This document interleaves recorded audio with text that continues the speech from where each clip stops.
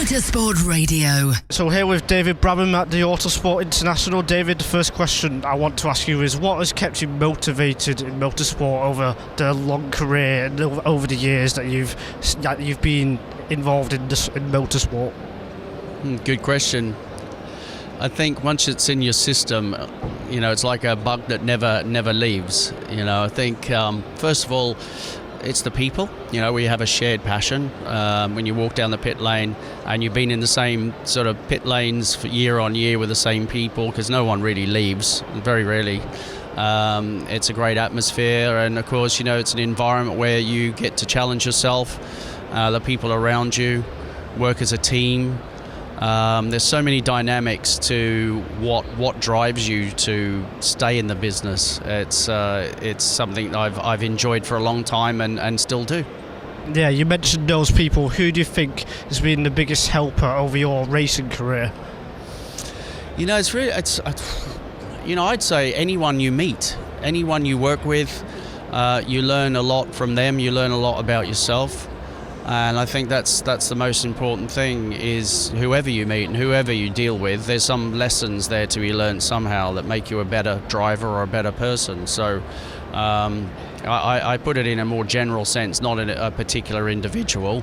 Obviously there were people when I was growing up that I didn't know but were inspirational in what they did. My dad was one of them, and I didn't see him race that much because I was very small. People like Alain Prost, Niki Lauda, Mario Andretti. I could keep naming lots and lots of people, but when you see something like that as a kid, it inspires you to perhaps be the same. And I reached Formula One. I didn't win a race or a world championship, but the fact that I got to Formula One and after 7 years of going, hey, you know what, I might start racing, wasn't bad. Yeah, you raced in many motorsport categories: Formula One, GTs, sports cars, touring cars. What do you think were the highlights of your illustrious career? Oh, I've had quite a few. Like I said, I've driven a lot of cars, a lot of championships, so that was cool. That was a blessing in a way. But I think the one thing that touches my heart more than anything, I guess, is Le Mans. I did 18 of them, and I've won it in overall and in GT1 with Aston Martin. And 2007, 8 and 9 I was on the top spot of the podium. So it's one of those places that has magical atmosphere. And I think about when the first time I sat on a grid of a Formula One race, it was Monaco. That was my first Grand Prix, Monaco. My dad had won there in 1959. So it's been a pretty special journey, to be fair. Those emotions you've experienced over the years, what has been the most emotional event, do you think? I think winning Le Mans, and I think what the emotional side of that was realising it's not necessarily about the victory, it was about the journey, because it took me 16 attempts to win Le Mans overall. Now, I didn't always have an opportunity to win, but your dream is to win Le Mans and stand on the top podium. And 2007 and 8 I won with Aston Martin and GT1, and then of course you go off the podium, and then the winners of overall go up, and you think, man, this feels amazing. What does it feel like when you get up there?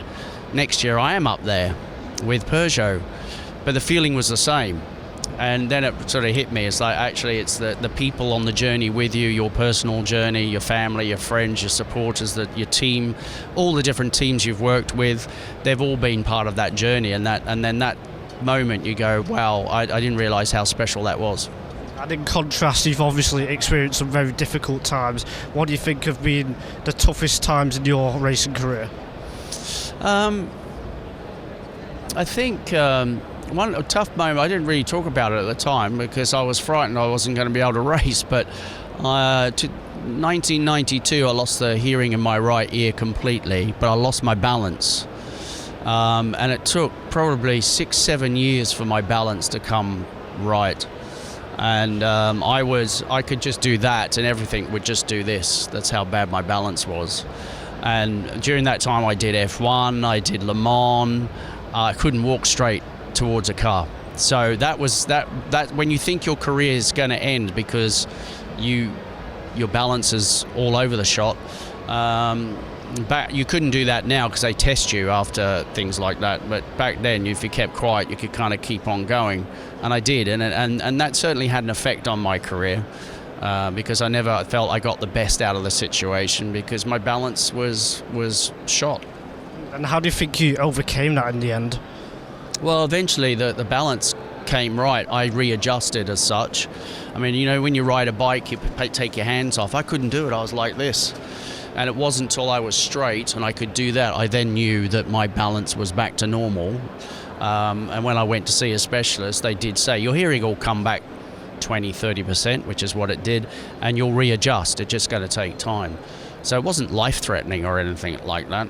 And I still drove and I still won races. And my very first Le Mans 92, I could hardly see down the straight because my eyes were doing that, So, yeah, I kind of pushed the boundaries a little bit, but I didn't want to give up. Yeah, now your son's obviously started racing. He raced Porsches last year. Do you know what he's going to do in 2020? Well, he's decided to live in Australia, so he's been down there for a year, and so he'll either do something down in Australia or here in the UK. He'll go wherever, but wherever those opportunities are best.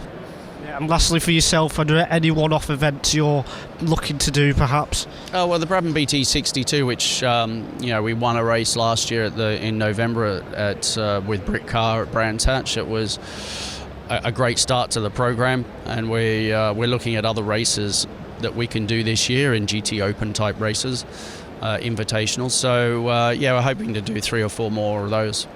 Thanks a lot, David. Thanks for speaking to us.